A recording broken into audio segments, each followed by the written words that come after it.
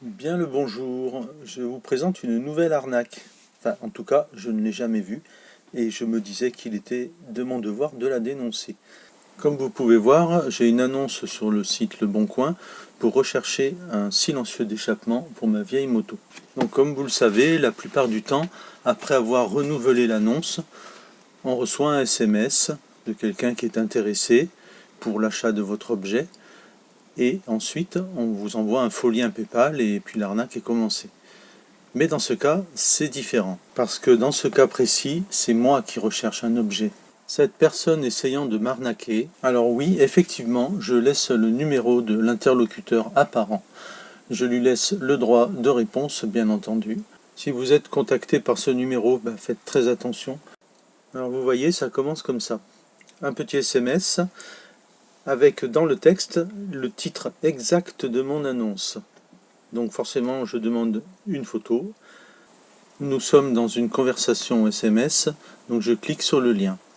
Et je reçois la photo de mon annonce, mais la personne a bien pris soin de supprimer l'encart Le Bon Coin en haut à droite de la photo. Donc je rentre dans le jeu, je demande le prix et comment on peut régler. Et bien sûr, par PayPal. À ce moment-là, je lui indique que j'aimerais bien avoir une photo de son pot à lui et non celle de mon annonce. La réponse ici va fortement horripiler les profs de français. Donc je lui dis que je vais patienter jusqu'au soir vu qu'il est au travail. Et là, je reçois un nouveau lien. Il me conduit à cette photo où il n'y a plus de marquage CP. Elle me paraît quand même trop belle pour être vraie.